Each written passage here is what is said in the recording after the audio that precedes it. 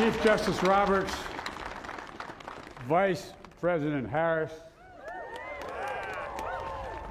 Speaker Pelosi, Leader Schumer, Leader McConnell, Vice President Pence, my distinguished guests, my fellow Americans.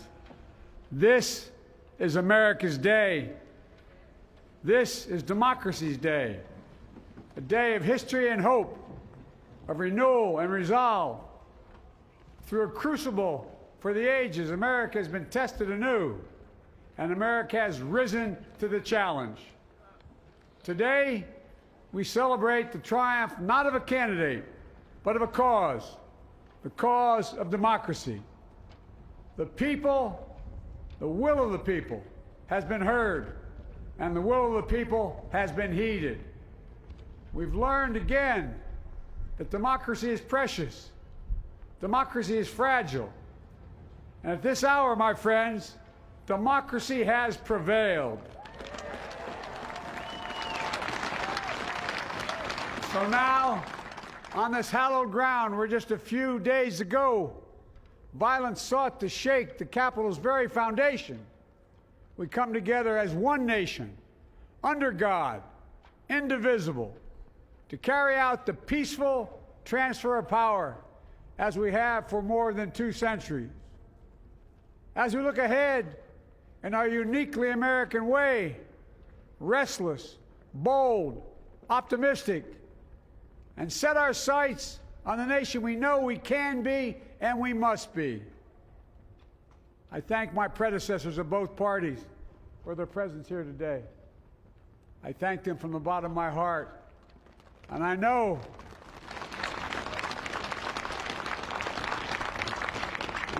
the resilience of our Constitution and the strength of our nation, as does President Carter, who I spoke with last night, who cannot be with us today, but whom we salute for his lifetime in service. I've just taken the sacred oath each of those patriots have taken, the oath first sworn by George Washington. But the American story depends not on any one of us, not on some of us, but on all of us, on we the people who seek a more perfect union. This is a great nation. We are good people. And over the centuries, through storm and strife, in peace and in war, we've come so far. But we still have far to go. We'll press forward with speed and urgency, for we have much to do in this winter of peril and significant possibilities. Much to repair, much to restore, much to heal, much to build, and much to gain. Few people in our nation's history have been more challenged or found a time more challenging or difficult than the time we're in now. Once-in-a-century virus that silently stalks the country. It's taken as many lives in 1 year as America lost in all of World War II. Millions of jobs have been lost. Hundreds of thousands of businesses closed.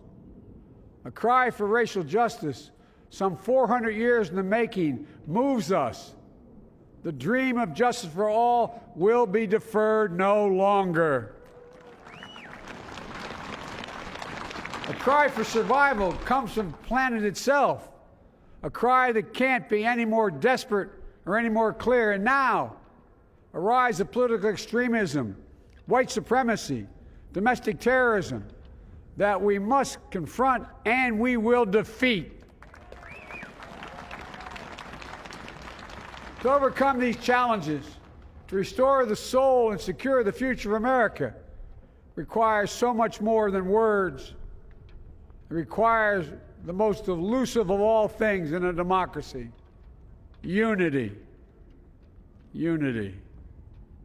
In another January, on New Year's Day in 1863, Abraham Lincoln signed the Emancipation Proclamation. When he put pen to paper, the president said, and I quote, If my name ever goes down into history, it'll be for this act, and my whole soul is in it. My whole soul is in it. Today, on this January day, my whole soul is in this, bringing America together, uniting our people, uniting our nation. And I ask every American to join me in this cause.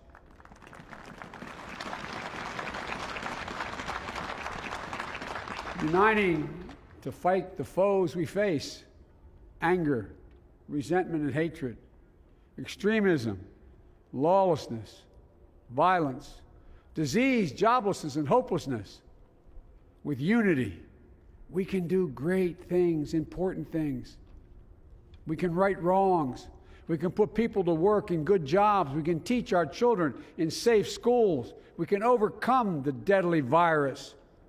We can reward work and rebuild the middle class and make health care secure for all. We can deliver racial justice, and we can make America once again the leading force for good in the world. I know speaking of unity can sound to some like a foolish fantasy these days. I know the forces that divide us are deep and they are real. But I also know they are not new.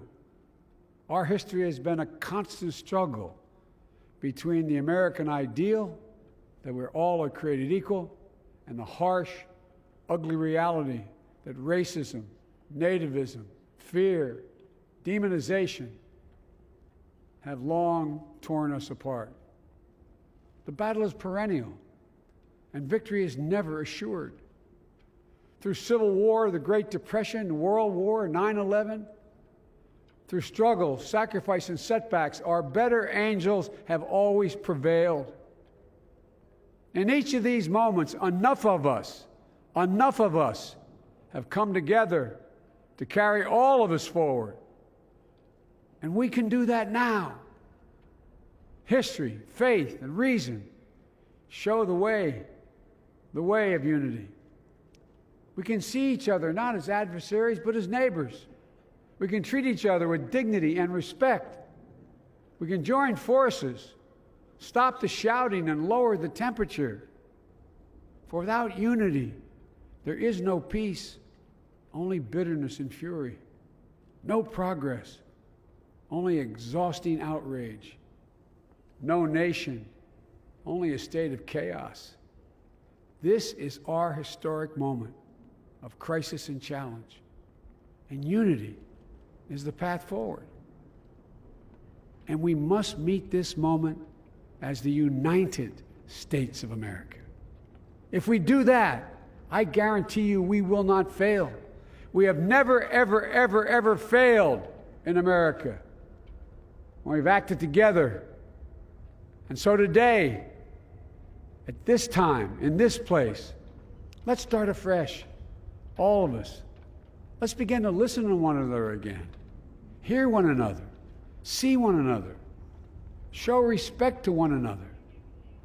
Politics doesn't have to be a raging fire, destroying everything in its path.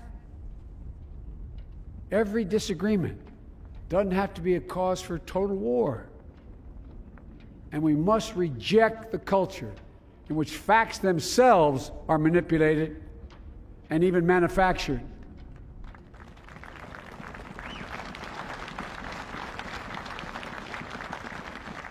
My fellow Americans, we have to be different than this. America has to be better than this. And I believe America is so much better than this. Just look around. Here we stand in the shadow of the Capitol Dome, as was mentioned earlier, completed amid the Civil War, when the Union itself was literally hanging in the balance. Yet we endured. We prevailed.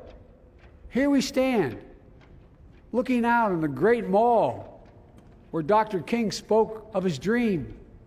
Here we stand where 108 years ago, at another inaugural, thousands of protesters tried to block brave women marching for the right to vote. And today, we mark the swearing in of the first woman in American history elected to national office, Vice President Kamala Harris. Don't tell me things can't change. Here we stand, across the Potomac from Arlington Cemetery, where heroes who gave the last full measure of devotion rest in eternal peace. And here we stand, just days after a riotous mob thought they could use violence to silence the will of the people, to stop the work of our democracy, to drive us from this sacred ground. It did not happen. It will never happen. Not today, not tomorrow, not ever. Not ever.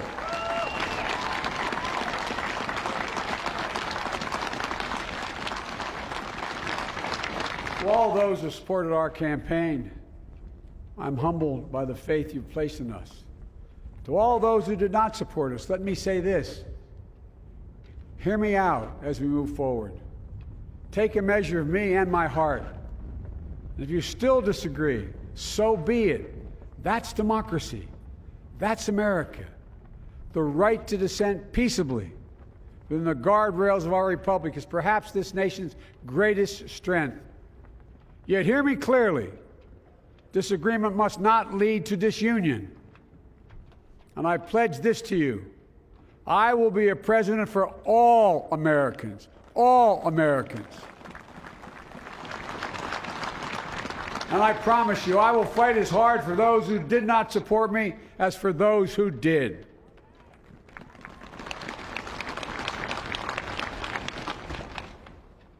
Many centuries ago, Saint Augustine, a saint of my church, wrote that a people was a multitude defined by the common objects of their love. Defined by the common objects of their love. What are the common objects we as Americans love that define us as Americans? I think we know. Opportunity, security, liberty, dignity, respect, honor, and yes, the truth. Recent weeks and months have taught us a painful lesson. There is truth and there are lies. Lies told for power and for profit. And each of us has a duty and a responsibility as citizens, as Americans, and especially as leaders. Leaders who have pledged to honor our Constitution and protect our nation, to defend the truth and defeat the lies. Look, I understand that many of my fellow Americans view the future with fear and trepidation. I understand they worry about their jobs. I understand, like my dad, they lay at bed at night, staring at the ceiling, wondering, can I keep my health care? Can I pay my mortgage?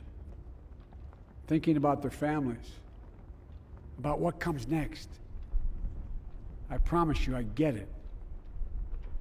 But the answer is not to turn inward, to retreat into competing factions, distrusting those who don't look like you, or worship the way you do, or don't get their news from the same sources you do.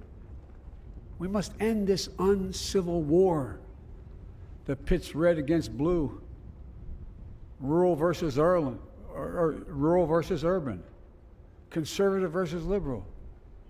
We can do this if we open our souls instead of hardening our hearts, if we show a little tolerance and humility, and if we're willing to stand in the other person's shoes, as my mom would say, just for a moment, stand in their shoes. Because here's the thing about life. There's no accounting for what fate will deal you.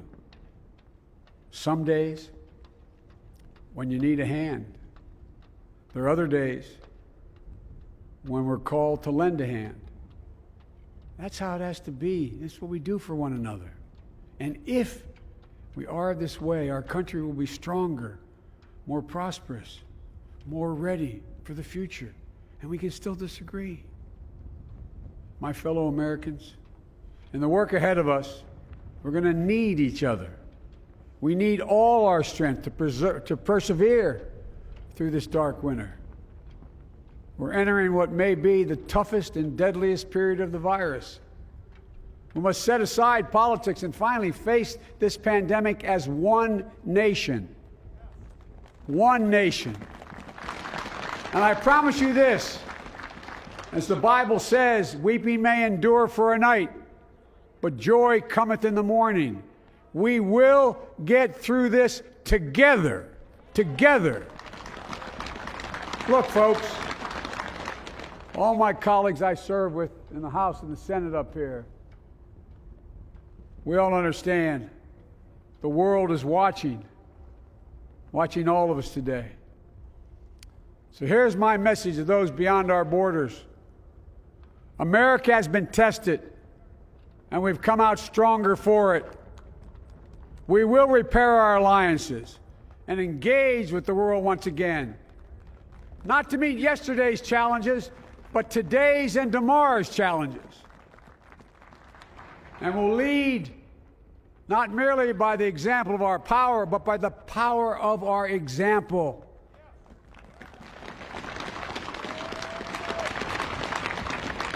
We'll be a strong and trusted partner for peace, progress, and security.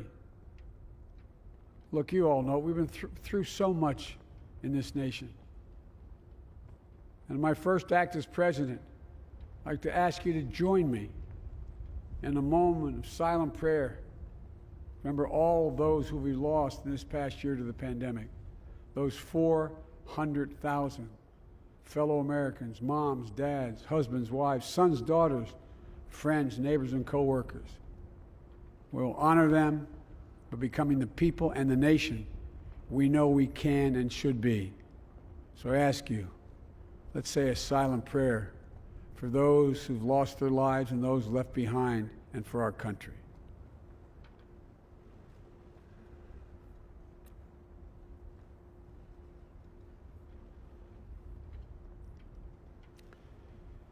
Amen. Folks, this is a time of testing. We face an attack on our democracy and on truth, a raging virus, growing inequity, the sting of systemic racism, a climate in crisis, America's role in the world. Any one of these would be enough to challenge us in profound ways.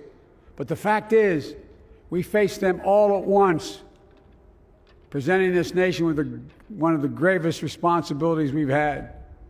Now we're going to be tested. Are we going to step up, all of us? It's time for boldness, for there's so much to do. And this is certain.